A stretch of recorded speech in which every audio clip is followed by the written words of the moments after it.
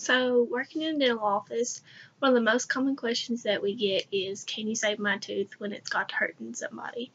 And the only way you can save a tooth is by filling it or doing a root canal. And most people are really skeptical about having a root canal, so usually they just forfeit the whole idea of saving a tooth and just get it extracted. But hopefully, if people knew more about exactly what it is and don't be so intimidated by what it's called, hopefully people will be more open to doing them.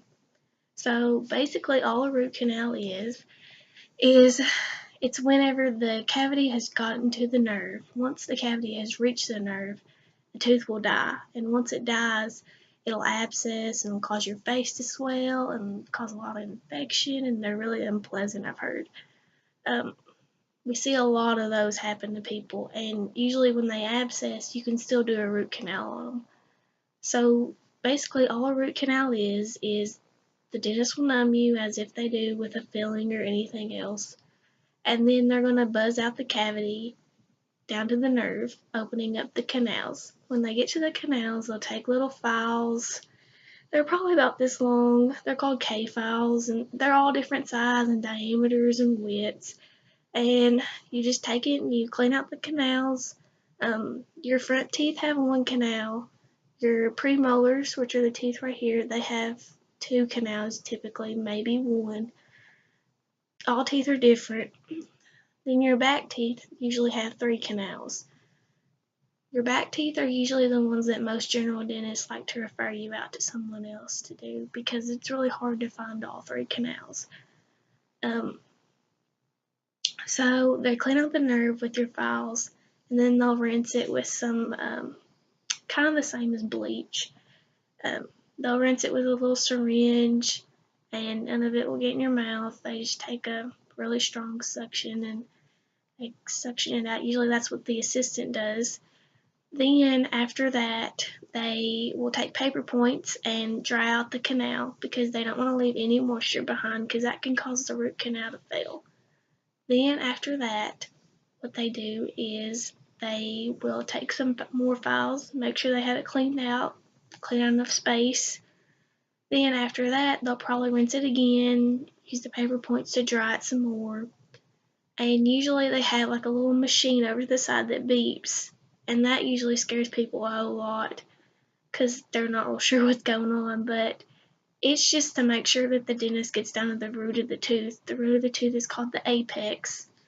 You want to always get down there, usually within a half a millimeter. Usually they try to say half a millimeter, but sometimes the shorter you are, the better it is because you really don't want the dormant material to flow out through the bottom of the tooth. So after that, then after you have it cleaned out and you're happy with it, usually they'll stick a file in there, take an x-ray just to make sure that they've got all the way down that they need to kind of like back up their machine. Then what they do is they take a dormant material, which it kind of looks like a file and it's orange, and then they have a arbitrator over to the side, which is kind of like an easy bake oven basically. And you press the button, turn it on, it'll beep. Then you stick that gutta percha in there, which is what it's called, and they'll measure it out to find your working length, which is what they're doing when they take your files. And your working length is how long that root is on your tooth. Usually they're about 20 millimeters. Sometimes they're shorter, sometimes they're longer, but 20 millimeters is kind of the normal range, I guess. Then they take that gutta percha and they kind of trim it off, make sure that it's at the right length, and then they stick it in the arbitrator and they press it down and it will beep a couple times. And whenever it beeps, your easy bake oven's done cooking that wax. They'll take the gutta percha, they'll put it down in your tooth, and they'll keep sticking it in there until it reaches all the way in. Then they'll trim it off. Usually they'll take another x-ray to make sure and check that they haven't gone through the bottom of the tooth and it's flowed out, and to make sure it's all the way in there, because sometimes you can get them in there and they won't go all the way. Then after that, usually the dentist will put you on an antibiotic. After they filled it over, if you've been referred somewhere to a specialist, to an endodontist, they will put some temporary filling material in there and instruct you to go back to your dentist to have it filled. If you get it done in a dental office, they will fill it themselves, and they fill it just like they would in your normal tooth. They'll put the bond down, which is kind of like glue, and they'll spray it off to kind of set it in and to remove all the excess. Then after that, they put the filling material in there, and they'll light cure it with a light, and then they will trim it off and shape it to your tooth. Then they'll put you on some antibiotics, like I said before, and just to make sure that you don't set up any infection and to kind of help that root canal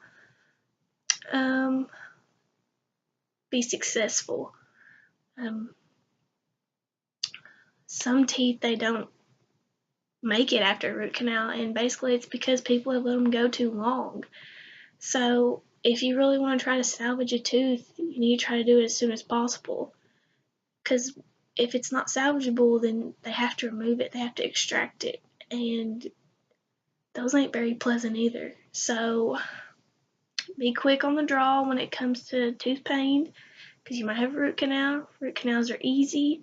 They're kind of like a transplant for a tooth with the nerve. You take it out, you put something back in, try to preserve the tooth, and that's basically it.